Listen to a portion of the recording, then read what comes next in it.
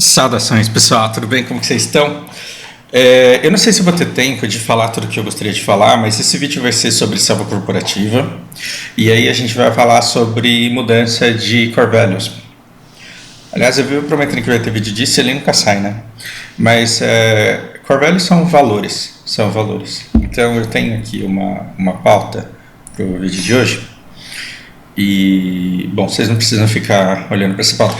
Mas para explicar a vida corporativa, para falar sobre a vida corporativa hoje e sobre o que acontece quando os valores da empresa mudam e você tinha valores que eram semelhantes e de repente você se vê completamente abandonado e se vê num território que você não sabe mais o que é e você não sabe mais onde está pisando e aí você acha que o fracasso é seu e que o problema é você. Basicamente, essa conversa hoje é para falar sobre essa sensação, sobre esse estado de espírito.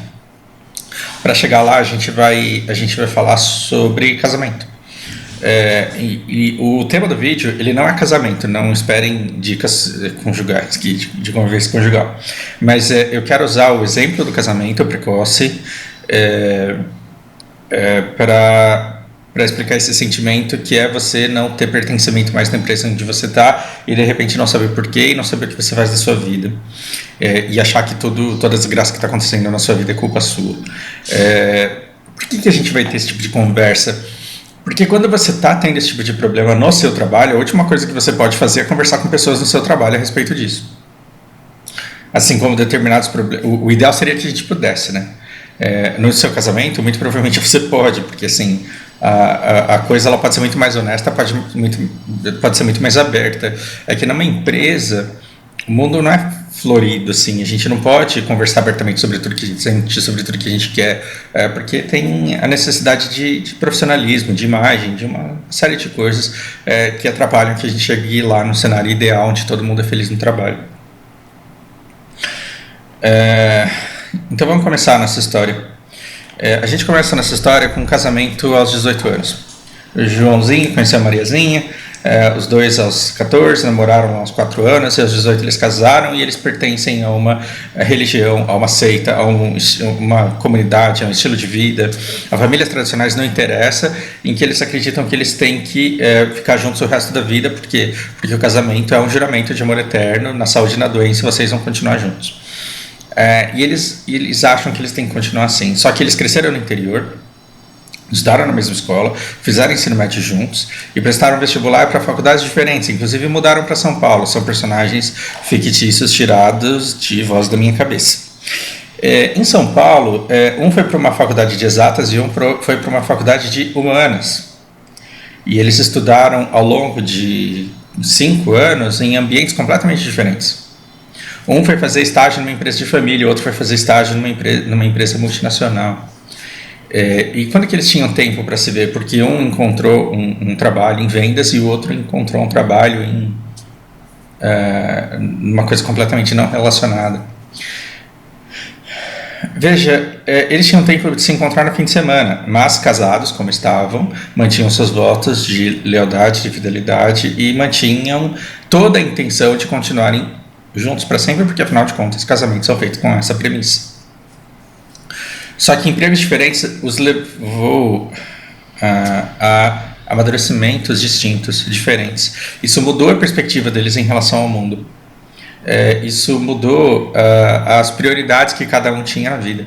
Né? Então, um quis um mundo cada vez mais competitivo porque queria um mundo onde ele cada vez mais tivesse a oportunidade de se destacar. O outro quis um mundo cada vez mais humano, onde as pessoas pudessem ter a oportunidade de serem elas mesmas. E um mundo onde você pudesse resgatar um pouco da sua humanidade. Bom, esses caminhos diferentes faziam com que o tempo que eles passavam no fim de semana fosse cada vez mais complicado, porque cada um queria assistir uma coisa, cada um queria fazer uma coisa, cada um queria que o outro entendesse um pouco do seu universo, e eles até tentavam entender o universo um do outro, só que o universo onde cada um vivia eles impedia que você se fascinasse por aquilo e que você acreditasse que aquilo seria sempre válido. E aí o que acontece? Essa diferenciação, esse colocar as pessoas num caminho diferentes, culmina numa diferença tão grande, mas tão grande, que o João, ele percebeu que no trabalho ele tinha uma pessoa ali que tinha mais a cabeça dele, e a Maria também, no trabalho dela, percebeu que tinha um cara que estava muito mais alinhado com as suas novas metas, com as suas novas prioridades, com o seu novo jeito de viver a vida.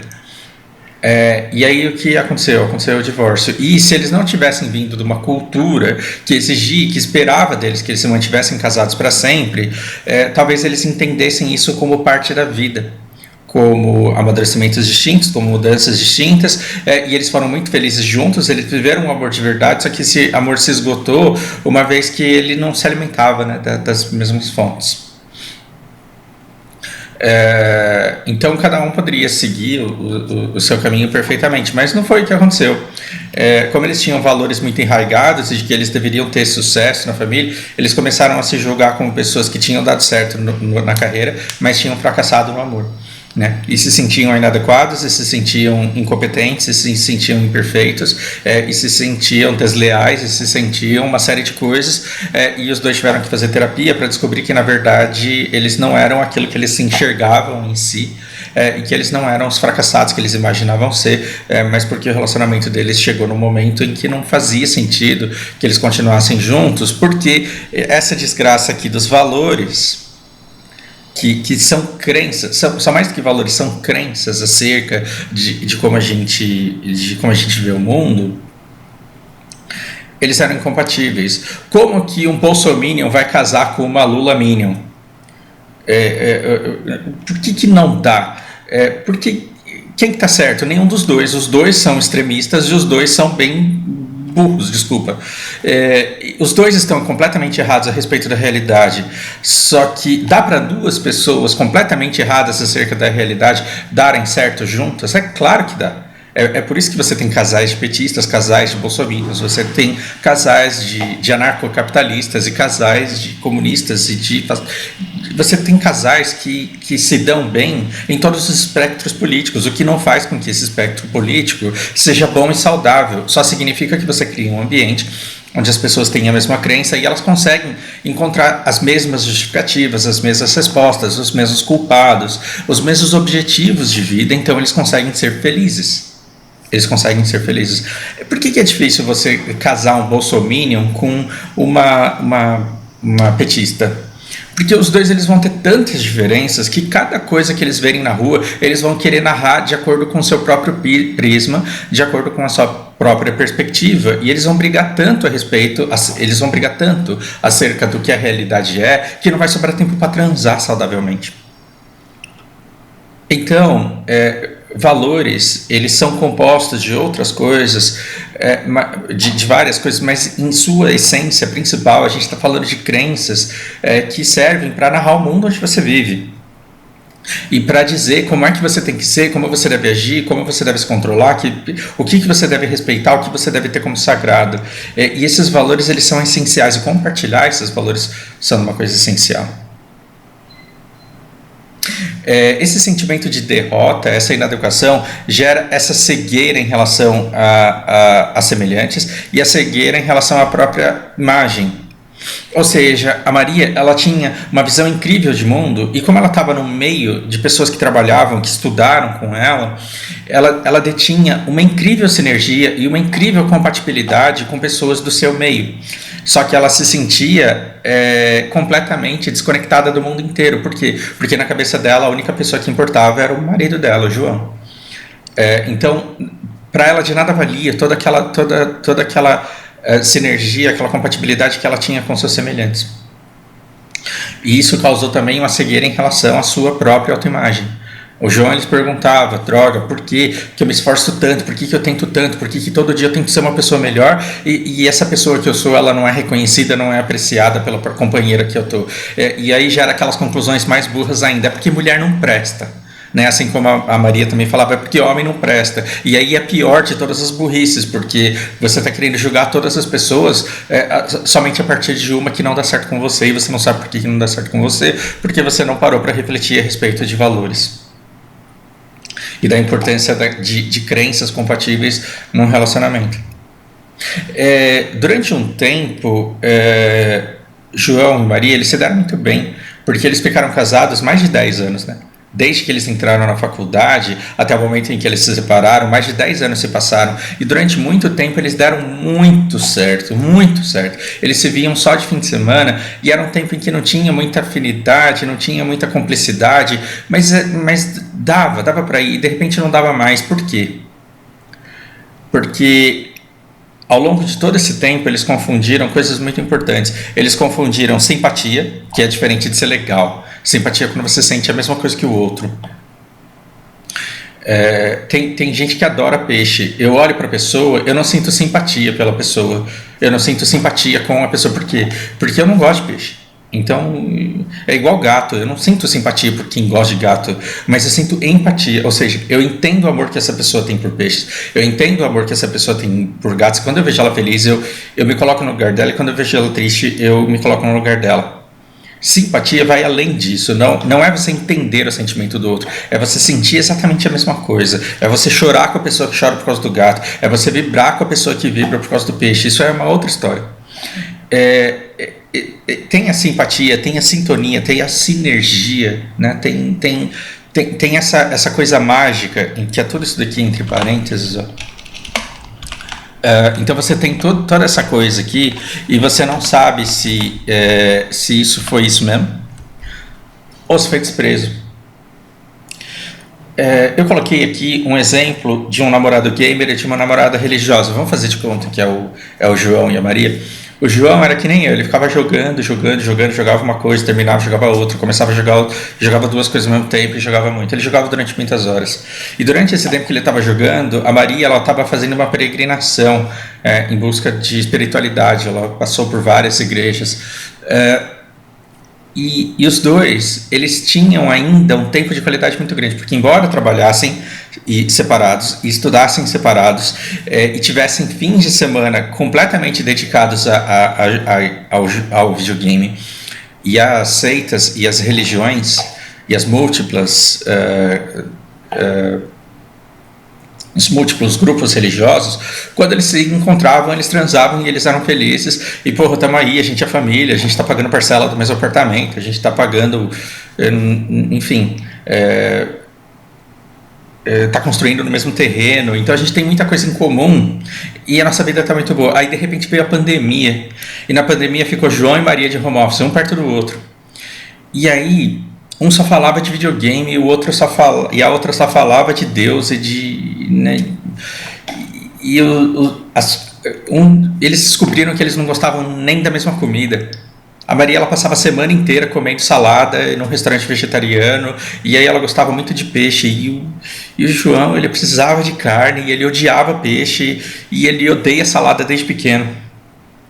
E comida tá caro, não dá pra você ficar fazendo refeição distinta para duas pessoas. E eles, nesse negócio de trabalhar, estudar e fazer tudo em casa, eles tinham que dividir atividades. Então ficava... a mesma pessoa tinha que fazer... Eles revisavam dias, mas tinham que ter o mesmo cardápio, pelo menos, para os dois.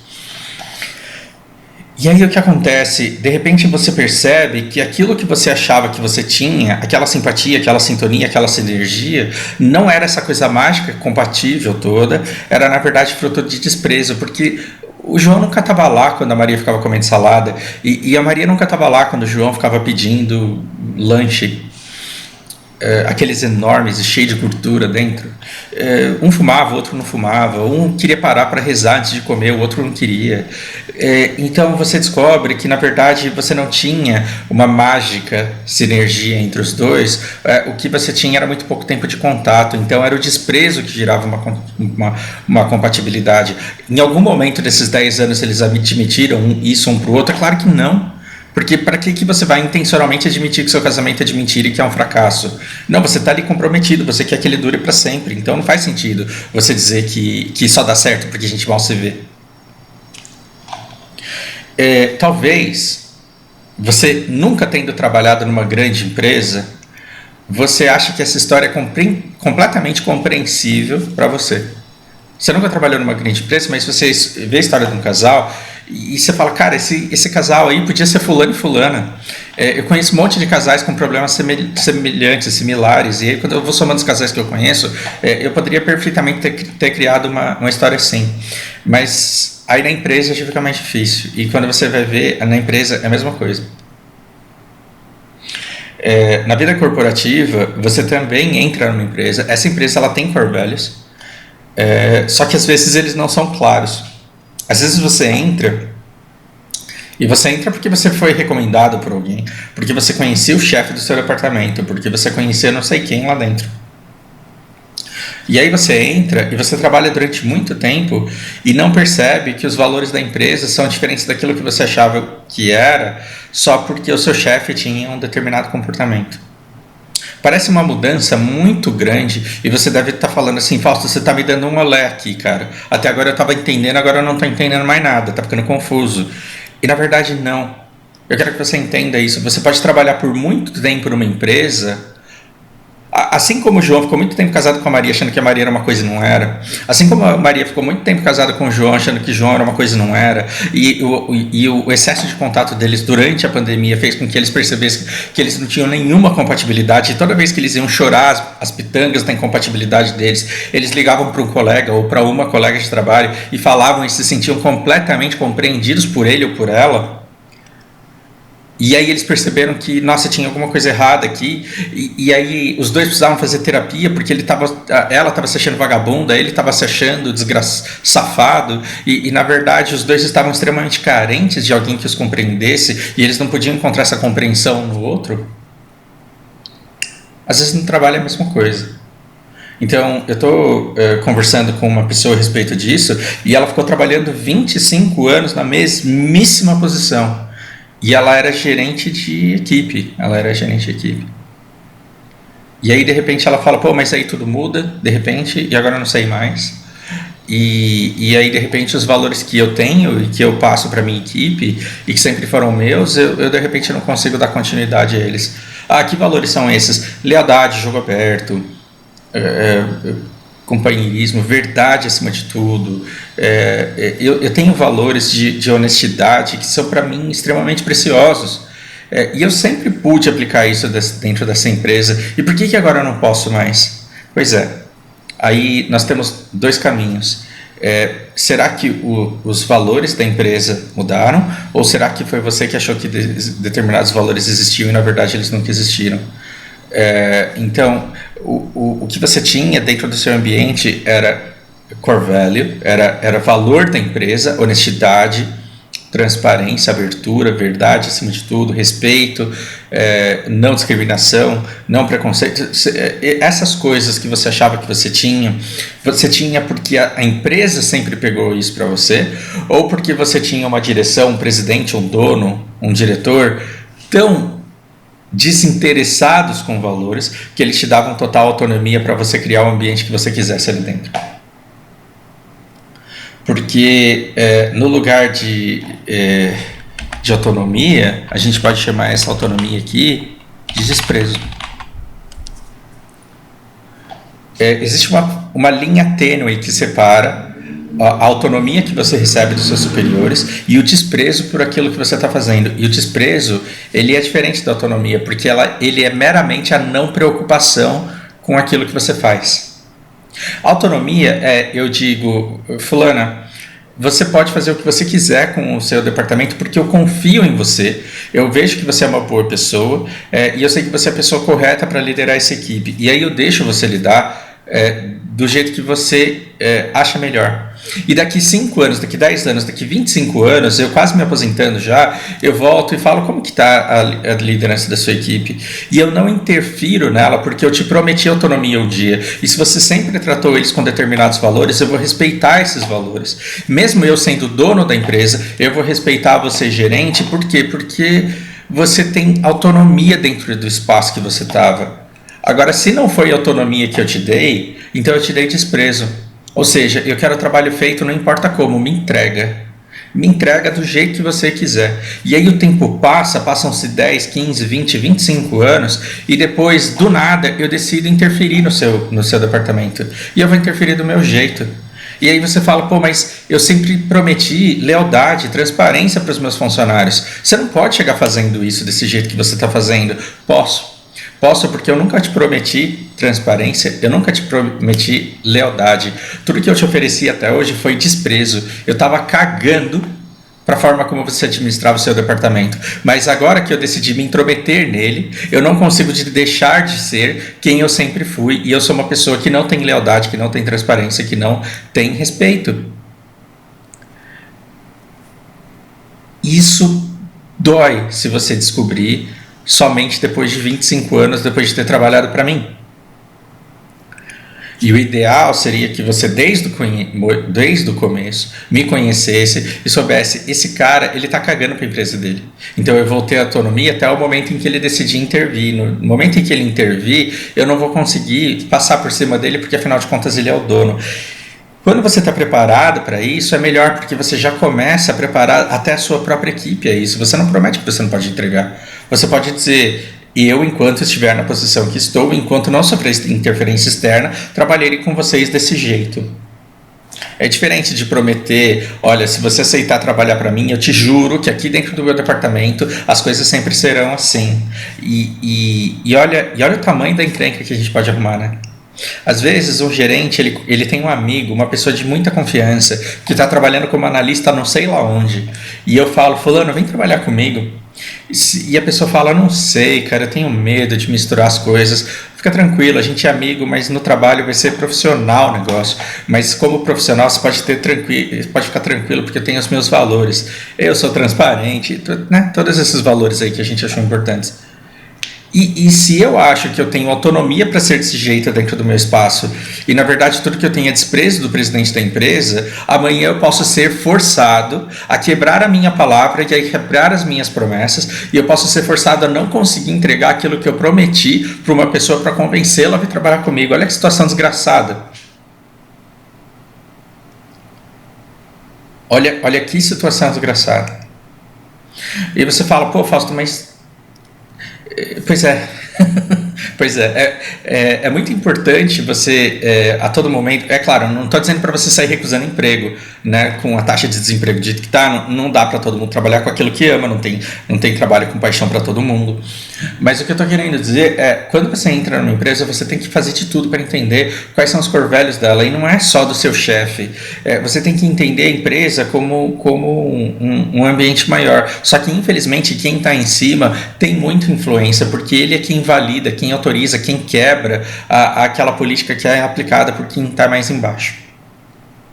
E pasmem, gente. Lembra que eu falei que João e Maria, eles se amavam quando eles se casavam e eles queriam ficar juntos para sempre? Alguém duvida, depois do 10º ano, quando eles se divorciaram, que aquele casamento aos 18 anos tinha amor de verdade?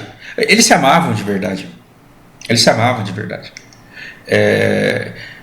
Mas é que a gente tem a nossa educação e a nossa cultura coloca esse amor como uma coisa fantasiosa, eterna, que não muda nunca, que é sempre estável, e as coisas não são assim. Então, o que falhou? As pessoas, elas podem se culpar porque o amor fracassou, elas podem colocar o dedo um na cara do outro e falar assim, você mentiu pra mim porque você falou que me amava quando você me pediu um casamento. Não, mas ele amava de verdade. É que a expectativa que as pessoas têm em relação ao que o amor seja é que está distorcida. E aí as pessoas, elas querem anular tudo aquilo que foi vivido como se não fosse de verdade. Quando você entrou, o presidente da empresa podia ser um cara extremamente comprometido com o bem-estar dos funcionários. Por quê? Porque ele queria que a empresa crescesse. Por quê? Porque ele queria ter uma velhice tranquila. E agora, depois de 25 anos trabalhando para ele, agora que você, sei lá, está com 50 e ele está com 70 anos, esse cara não quer mais que a empresa cresça, ele não quer mais que a empresa floresça, ele quer vender essa empresa. Por quê? Porque ele está cansado de trabalhar. E um cara que tem por objetivo vender a empresa, ele vai ficar preocupado com os core values, os valores de lealdade, de integridade, de honestidade, de transparência que você prometeu para os seus funcionários quando você contratou eles?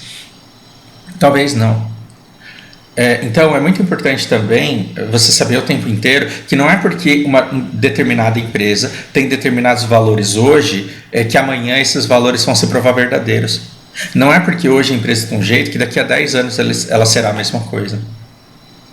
A Blizzard está aí como prova disso. Se bem que ela provou pra gente que ela nunca foi aquilo que ela dizia ser. Aí é pior ainda, né? Mas a natureza e os valores, eles podem sim se transformar ao longo do tempo se você não tiver um trabalho ativo de toda a equipe. Quando todo mundo pode contribuir com o ambiente, aí é muito mais difícil todos os core values da empresa mudarem. Mas quando é uma pessoa que é dona de tudo, essa pessoa ela consegue impor. E as mudanças nas prioridades e na visão dela podem impactar o que a empresa é para todo mundo. Então, se você foi contratado por um dono de empresa que queria que a empresa crescesse, florescesse, que ganhasse prêmios de Best Place to Work, que fosse um lugar maravilhoso para se trabalhar, que as pessoas fossem uma grande família, se esse cara um dia quis isso e durante 25 anos ele teve isso, não significa que esses 25 anos foram uma mentira. Só que se ele colocou na cabeça que ele vai vender essa empresa porque agora ele está com 70, muito provavelmente ele vai vender. E não adianta você chegar para ele e falar, você não pode vender, porque e aí como que vai ficar todo mundo aqui? É uma tentativa inevitável, igual o João chegar para a Maria e falar assim, você tem que esquecer essa faculdade aí que você fez, você tem que esquecer esse negócio aí de Deus. Ela não vai esquecer, são 10 anos vivendo isso. É a mesma coisa da Maria chegar para o João e falar assim, você tem que esquecer esse negócio aí de competitividade na vida corporativa. O cara ficou 10 anos brigando por uma posição, agora que ele está prestes a conseguir essa promoção, você acha que ele vai desistir disso porque a esposa dele está falando? É claro que depende, mas dentro da natureza da nossa história, da história que a gente criou, ele não vai fazer isso. E aí você fala, mas e aí, como que eu faço? Eu dediquei 25 anos da minha vida para isso. Bom, se alguém comprar essa empresa, essa pessoa com certeza vai querer que essa empresa cresça. E quando você compra uma padaria que está funcionando e que está vendendo muito pão, quando você abre a padaria, você quer mandar o padeiro embora no primeiro dia só porque você comprou a padaria hoje? Não, se está funcionando, em time que está ganhando não se mexe. E se a empresa está conseguindo entregar e está conseguindo gerar valor, é muito provável que o novo comprador ele queira manter essa estrutura atual. Por quê? Porque ela funciona. Você não tem outra alternativa a não ser mostrar que você é extremamente competente naquilo que você faz e que você trabalha com a mesma paixão que você tinha 25 anos atrás. Só que aí você também já tem que impor os seus limites e mostrar a sua natureza. Olha, durante 25 anos eu trabalhei nessa casa porque me permitiram trabalhar com esses valores aqui que são os meus. Quando você consegue definir para o novo dono quais são os seus valores, ele consegue decidir muito rapidamente se ele vai permitir que você continue a trabalhar daquele jeito ou não. E se ele disser que, e se na cabeça dele ele acha que não, é melhor que você já saiba logo, porque você para de perder tempo nessa empresa e vai para outro lugar. Mas se ele disser que sim, ele já vai te dar autonomia, e isso é diferente de desprezo. Ele vai te dar autonomia, vai permitir que você trabalhe do jeito que você quer trabalhar, e ele nunca mais vai poder meter o bedelho e dizer que você está fazendo uma coisa diferente do que ele espera de você. Porque você vai dizer, não, eu estou trabalhando dentro dos valores que eu impus, e que eu te avisei, que eu te alertei que eu tinha, e eu vou mantê-los. E ainda assim você vai conseguir entregar os resultados que você precisa que ele entregue, e você vai ser eficiente. O que não pode? O que não pode é você olhar para o espelho e falar, joguei 25 anos da minha vida fora porque eu achei que era uma profissional competente e não sou. Por quê? Porque estou prestes a ser mandado embora. Se você levar um pé na bunda do João, se você levar um pé na bunda da Maria, foi porque houve essa diferenciação aqui. Não é porque você é inadequado, existe uma diferença gritante entre eles. Por quê? Porque quando você for consolidar a sua imagem perante ao novo proprietário da empresa, uma das coisas primordiais é que você consiga passar com convicção a sua autoimagem. E quanto mais você acredita nela, mais você vai convencer que ela é verdadeira. E se você for conversar com ele, dizendo que você, mostrando através da sua linguagem corporal, das suas palavras, do seu posicionamento, da sua postura, que você não acredita ser competente só porque você está num conflito de autoimagem, de autoestima, imposto pelo desprezo do ex-dono da empresa, vai ser muito mais difícil convencê-lo de que você é competente. E quando você acredita no seu potencial, no seu valor, na sua capacidade, você já se coloca como o profissional ou a profissional que é capaz de resolver a demanda que ele tem, a necessidade que ele tem, o problema que ele tem para ser resolvido todos os dias. Complexo isso, né? E eu ficaria mais uns 10 minutos falando sobre esse tema se agora não fosse o horário da aula da Bárbara, mas eu tenho 1 minuto para começar a aula com ela e agora eu preciso ir. Reflita bastante sobre isso. Por hora é isso, um grande abraço.